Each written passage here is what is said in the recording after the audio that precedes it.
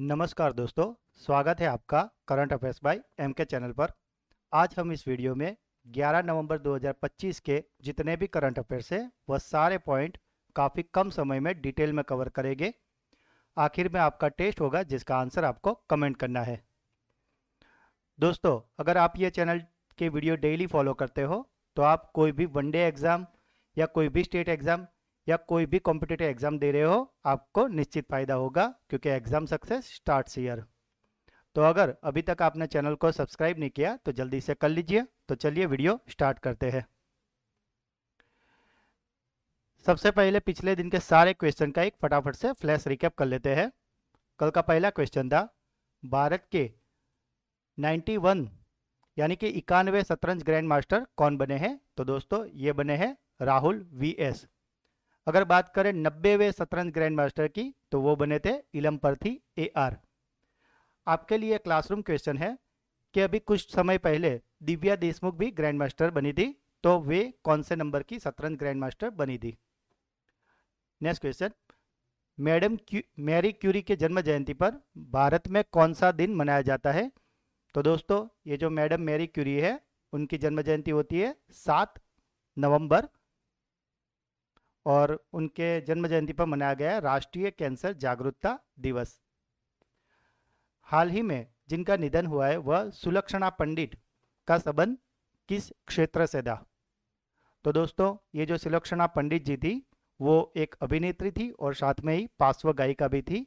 तो उनका संबंध है फिल्मों से और उनका पार्श्व गायिका के रूप में गाया हुआ गाना काफ़ी फेमस था जो था विश्वात्मा मूवी का सात समंदर पार।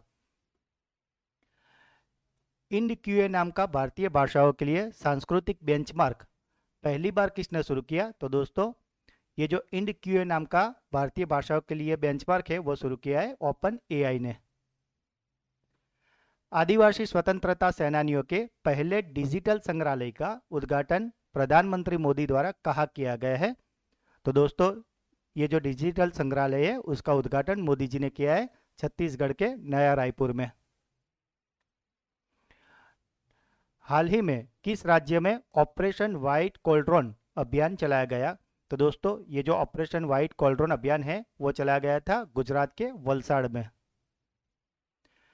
संयुक्त राष्ट्र जल सम्मेलन में शामिल होने वाला पहला दक्षिण एशियाई देश कौन सा है?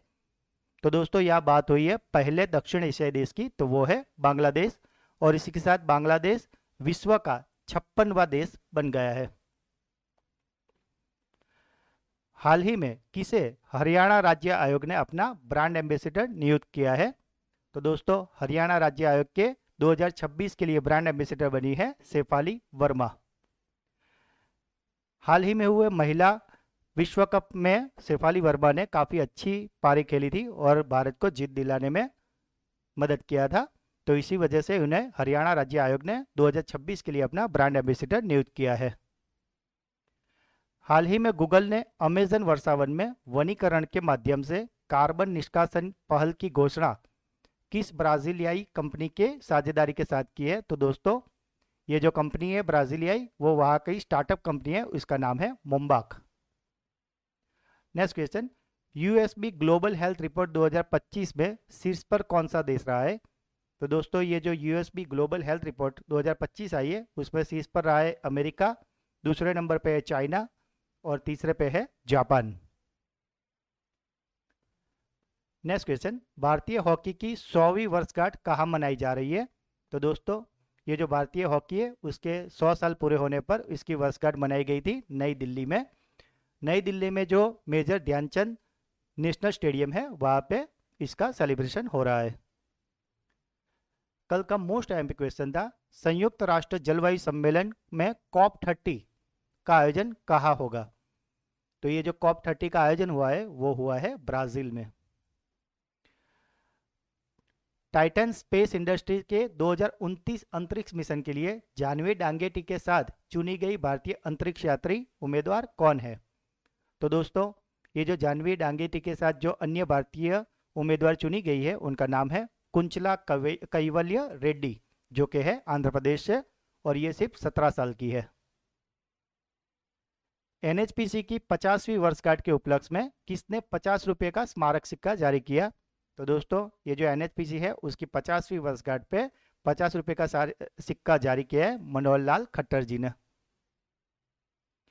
गोवा सरकार द्वारा स्थापित मनोहर पर्रिकर राष्ट्रीय युवा वैज्ञानिक पुरस्कार 2025 से हाल ही में किसे सम्मानित किया गया है? तो दोस्तों ये जो अवार्ड है वो मिला है डॉक्टर साई गौतम गोपाल कृष्णन को।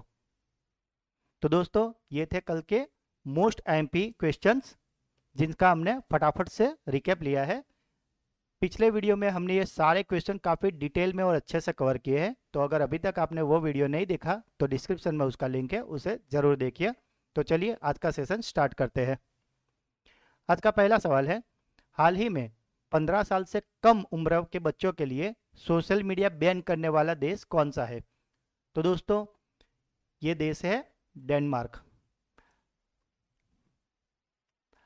डेनमार्क सरकार ने हाल ही में नवंबर 2025 में 15 साल से कम उम्र के बच्चों के लिए सोशल मीडिया पर प्रतिबंध लगा दिया है। इसका उद्देश्य है बच्चों के मानसिक स्वास्थ्य की रक्षा करना। दरअसल सरकार का मानना है कि सोशल मीडिया बच्चों का समय, बचपन और भलाई चुरा रही थी और जिससे उनकी नींद, शांति और एकाग्रता बाधित हो रही थी। उन्होंने एक सर्वे भी निकाला था और उन्होंने ये पाया कि डेनमार्क के जो बच्चे हैं वो हर दिन 2 घंटे 40 मिनट सोशल मीडिया पर बिताते थे और इसी की वजह से उन्होंने ये फैसला लिया है। और इससे पहले भी ऑस्ट्रेलिया सरकार भी ऐसा एक निर्णय ले चुकी है जिसमें 16 साल से कम उम्र के बच्चों के लिए ये कानून लाया गया है। हाल ही में बेंगलुरु में 7वें भारतीय विनिर्माण शो का उद्घाटन किसने किया? तो दोस्तों ये जो 7वां भारतीय विनिर्माण शो है जिसका आयोजन अभी बेंगलोर में हुआ है उसका इनॉग्रेशन किया है राजनाथ सिंह ने। दोस्तों ये जो 7वां भारतीय विनिर्माण अशोक 6 से 8 नवंबर 2025 तक बेंगलुरु के अंतर्राष्ट्रीय प्रदर्शनी केंद्र में आयोजित हुआ था। इसका उद्घाटन भारत के रक्षा मंत्री श्री राजनाथ सिंह ने किया था। रक्षा मंत्री ने एरोस्पेस और रक्षा इंजीनियरिंग पर विशेष ध्यान केंद्रित करते हुए ये 3 दिवसीय एक्सपो का उद्घाटन किया है। और उद्देश्य क्या है? उद्देश्य है एरोस्पेस और रक्षा जैसे महत्वपूर्ण क्षेत्रों में भारत की विनिर्माण क्षमता और नवाचारों का प्रदर्शन करना। और इस आयोजन की खास बात यह थी कि यह आयोजन 20,000 वर्ग मीटर से अधिक प्रदर्शनी में बनाया गया था और साथ ही 28 राज्य और 408 प्रदर्शकों ने अपनी उत्पादों और प्रौद्योगिकियों का प्रदर्शन किया। नेक्स्ट क्वेश्चन, भारत में कैंसर के इलाज के लिए विकसित की गई पहली स्वदेशी कार टी सेल थेरेपी जिसे लिविंग ड्रग भी कहते हैं, तो ये लिविंग ड्रग का नाम क्या है? तो दोस्तों ये जो लिविंग ड्रग है जो कि पहली स्वदेशी कार टी सेल थेरेपी है उसका नाम है नेक्स्ट कार 19। अगर इसकी डिटेल में बात करें तो ये एक प्रकार की इम्यूनोथेरेपी यानी कि जीन थेरेपी है। इस प्रोजेक्ट को भारत सरकार ने जैव प्रौद्योगिकी विभाग और biotechnology industry research assistant council का भी हेल्प लिया था इसको बनाने के लिए। ये पूरी तरीके से भारत में विकसित की गई है और भारत में ही निर्मित की जाएगी यानी कि मेक इन इंडिया प्रोडक्ट है। हाल ही में प्रधानमंत्री नरेंद्र मोदी ने इसे राष्ट्र को समर्पित किया है और इसीलिए ये चर्चा में है।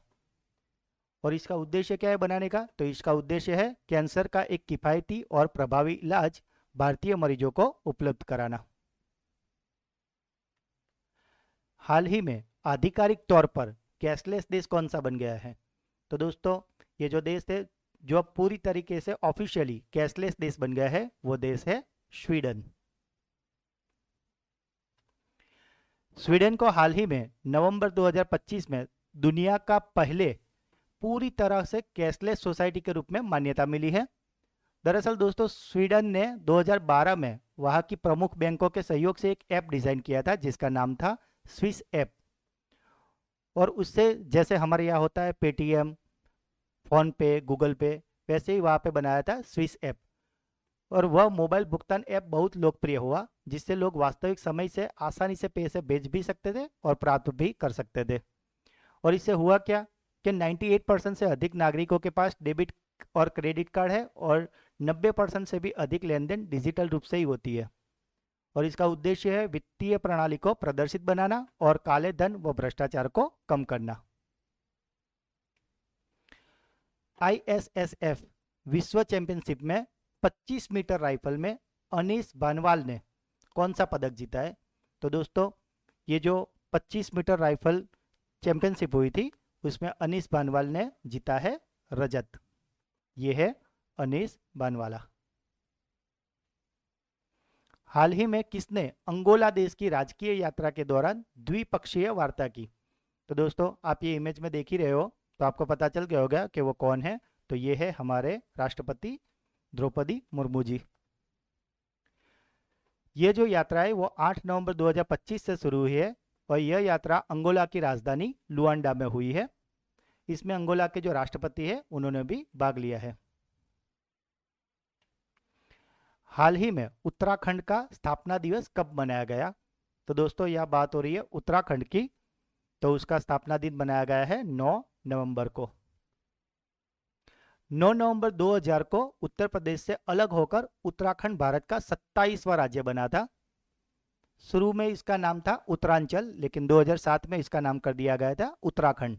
और इसीलिए हर साल 9 नवंबर को उत्तराखंड स्थापना दिवस या उत्तराखंड दिवस के रूप में मनाया जाता है। चीन का तीसरा और सबसे उन्नत विमान वाहक पोत कौन सा है? तो दोस्तों यह बात हो रही है चीन के सबसे उन्नत विमान वाहक पोत की, जो कि है फुजियान। इसे भी आप डबल स्टार मार्क कर लीजिए, किसी ना किसी एग्जाम में आपके ये जरूर होगा। फुजियान की अगर बात करें तो इसे आधिकारिक रूप से 5 नवंबर 2025 को सेवा में शामिल किया गया है। इसका पहला समुद्री परीक्षण मई 2024 में शुरू हुआ था।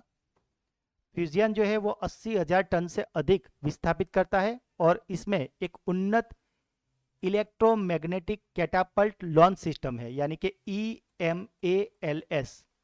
आपसे एग्जाम में ये भी पूछ सकते हैं कि ये जो फ्यूजियन है उसमें कौन सा सिस्टम है, तो आपको याद रखना है EMALS, यानी कि इलेक्ट्रोमैग्नेटिक कैटापल्ट लॉन्च सिस्टम। यह तकनीक विमान को अधिक ईंधन और बड़ी हथियार पेलोड के साथ उड़ान भरने की अनुमति देता है, जिससे विमान की युद्ध क्षमता और रेंज बढ़ जाती है। इसे चीन की पीपल्स लिबरेशन आर्मी नेवी ने एक समारोह में कमीशन किया था और इस समारोह में वहां के राष्ट्रपति जिनपिंग भी मौजूद थे। नेक्स्ट सवाल, मिस यूनिवर्स 2025 में भारत का नेतृत्व किसने किया है? तो दोस्तों ये जो मिस यूनिवर्स 2025 है उसमें भारत का नेतृत्व किया है मोनिका विश्वकर्मा जी ने। ये है मोनिका विश्वकर्मा। मोनिका विश्वकर्मा ने 21 नवंबर 2025 को होने वाली 74वीं मिस यूनिवर्स अंतर्राष्ट्रीय प्रतियोगिता में भारत का प्रतिनिधित्व कर रही है। मोनिका को 18 अगस्त 2025 को मिस यूनिवर्स इंडिया 2025 का ताज पहनाया गया था। मोनिका की अगर बात करें तो मोनिका विश्वकर्मा राजस्थान के श्री गंगानगर की रहने वाली है और वर्तमान में दिल्ली विश्वविद्यालय में पढ़ाई कर रही है। उन्हें ये ताज पिछले साल यानी कि 2024 की मिस यूनिवर्स रिया सिंह ने पहनाया था। अगर ये 74वीं मिस यूनिवर्स अंतर्राष्ट्रीय स्पर्धा की बात करें तो ये होने वाली है थाईलैंड के बैंकॉक, पटाया, फुकेट जैसे विभिन्न क्षेत्रों में। और इसका फाइनल कहाँ होने वाला है? इसका फाइनल होने वाला है नॉन थबुरी, जो कि बैंकॉक में है। मोनिका का लक्ष्य अब भारत के लिए चौथा मिस यूनिवर्स ताज जीतना है। नेक्स्ट क्वेश्चन, रोहतास चौधरी ने 1 घंटे में कितने पुशअप्स करके नया वर्ल्ड रिकॉर्ड बनाया है? दोस्तों ये है रोहतास चौधरी और इन्होंने हाल ही में 847 पुशअप्स करके एक नया वर्ल्ड रिकॉर्ड बनाया है। दिल्ली के रोहतास चौधरी ने अपनी पीठ पर लगभग 27 किलो वजन बांधकर 1 घंटे में 847 पुशअप किए हैं। यह ऐतिहासिक उपलब्धि नई दिल्ली के जवाहरलाल नेहरू स्टेडियम में 9 नवंबर 2025 को हासिल हुई है। दिल्ली के रहने वाले रोहतास चौधरी, जिनको पुशअप मैन के नाम से भी जाना जाता है, इससे पहले ये रिकॉर्ड किसके नाम के पे था? तो इससे पहले सीरिया ने 820 पुशअप करके ये रिकॉर्ड बनाया था जिससे रोहतास ने 847 पुशअप करके तोड़ दिया है। और रोहतास इससे पहले भी नवंबर 2024 में एक पैर वाले पुशअप का रिकॉर्ड भी बना चुके हैं। हाल ही में किस बैंक ने 100 लाख करोड़ का कारोबार का आंकड़ा पार किया है? तो दोस्तों, ये जो बैंक है जिसने 100 लाख करोड़ के कारोबार का आंकड़ा पार किया है वह है स्टेट बैंक ऑफ इंडिया। दरअसल दोस्तों, जब ब्रिटिश टाइम था उस टाइम पे 3 बड़े बैंक थे, bank of Bengal, bank of Bombay और बैंक ऑफ मद्रास। 1921 में ये तीनों बैंकों को मर्ज कर दिया गया और मर्ज करने के बाद वो नए बैंक का नाम रखा इंपीरियल बैंक ऑफ इंडिया। और ये जो इंपीरियल बैंक ऑफ इंडिया था उसी को 1 जुलाई 1955 को राष्ट्रीयकरण करके इसका नाम कर दिया गया भारतीय स्टेट बैंक। किस राज्य ने 2025 में मासिक धर्म अवकाश नीति लागू की है? तो दोस्तों, ये जो मासिक धर्म अवकाश नीति है ये लागू की है कर्नाटक ने। क्या है इसमें?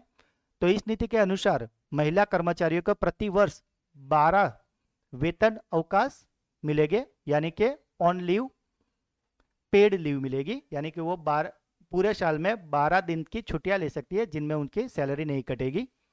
और यह नीति सरकारी और निजी दोनों क्षेत्रों में लागू होगी। इसका उद्देश्य क्या है? उद्देश्य है मासिक धर्म के दौरान महिलाओं के काम करने की क्षमता में सहायता करना और मासिक धर्म से जुड़ी छुपी और जो भी इसको लेके जो भी भ्रमणा है उसको तोड़ना। Next question, Minuteman 3 intercontinental ballistic missile किस देश द्वारा विकसित की गई है? तो दोस्तों, ये जो मिनिटमैन 3 मिसाइल है इसे विकसित किया है संयुक्त राज्य अमेरिका यानी कि यूएसए ने। यह परीक्षण जो था ये 5 नवंबर 2025 को अमेरिकी वायु सेवा ग्लोबल स्ट्राइक कमांड के द्वारा किया गया था। इस मिसाइल को कैलिफोर्निया स्थित वेंडेनबर्ग स्पेस फोर्स बेस से लॉन्च किया गया था। मिसाइल को वायु सेवा के कर्मियों की एक टीम द्वारा एक E-6B मरकरी विमान से रिमोटली लॉन्च किया गया था। यह मिसाइल लगभग 15,000 माइल प्रति घंटे की गति से यात्रा की थी इसने। और इसका उद्देश्य है मिसाइल प्रणाली की तैयारी, सटीकता और परिचालक तत्परता का मूल्यांकन करना। नेक्स्ट क्वेश्चन, फॉक्स नेशन ने मेलानिया ट्रंप को कौन सा पुरस्कार दिया है? तो दोस्तों, ये है मेलानिया ट्रंप जो कि डोनाल्ड ट्रंप की वाइफ है और इनको पुरस्कार मिला है patriot of the year. Patriot of the year उन्हें बच्चों के लिए उनके मानवीय और सामाजिक कार्यों, विशेष रूप से रूस और यूक्रेन का जो अभी हाल ही में युद्ध चल रहा है उसमें जो भी विस्थापित हुए बच्चों हैं उनके परिवारों से मिलाने के लिए उन्होंने काफ़ी प्रयास किए थे, इसलिए उन्हें ये अवार्ड दिया गया है पैट्रियट ऑफ द ईयर। और पिछले साल यह पुरस्कार उनके पति डोनाल्ड ट्रंप को मिला था। आज का आखिरी क्वेश्चन, हाल ही में पैरा तीरंदाज शीतल देवी ने किस टीम में जगह बनाकर इतिहास रचा है? ये है शीतल देवी जी जो कि अपने पैरा तीरंदाज है और इन्होंने अभी हाल ही में भारतीय सक्षम तीरंदाजी टीम में अपनी जगह बनाकर इतिहास रचा है। शीतल देवी एक पैरा तीरंदाज है जो जन्म से ही भुजाहीन है, यानी कि उनके हाथ नहीं है। उन्होंने हाल ही में एक बड़ी उपलब्धि हासिल करते हुए सक्षम टीम में अपनी जगह बना ली है। तो अभी आपको होगा ही कि ये सक्षम टीम क्या है। तो सक्षम टीम का अर्थ होता है सामान्य एथलीटों वाली टीम, यानी कि जिसमें कोई दिव्यांग नहीं है, वैसी टीम।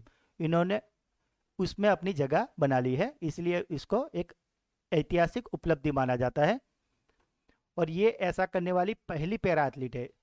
दोस्तों, जो भी पहला होता है वो एग्जाम पॉइंट ऑफ व्यू से काफ़ी ज़्यादा इंपॉर्टेंट रहता है, तो आपको इसको भी डबल स्टार मार्क करके याद रखना है। उनका चयन सोनीपत में आयोजित राष्ट्रीय चयन ट्रायल में उनके उत्कृष्ट प्रदर्शन के आधार पर हुआ है। इस चयन के बाद वह आगामी एशिया कप स्टेज 3 में भारत का प्रतिनिधित्व करेगी जो कि होने वाला है जिद्दा, सऊदी अरब। तो दोस्तों, ये थे आज के most MP 15 MCQ. I hope आपको सारे पॉइंट्स क्लियर हो गए होंगे। अब बारी है आपके ब्रेन बूस्टर क्विज की। तो आज का पहला सवाल, भारत में कैंसर के इलाज के लिए विकसित की गई पहली स्वदेशी CAR T सेल थेरेपी, जिसे लिविंग ड्रग्स भी कहते हैं, उसका नाम क्या है?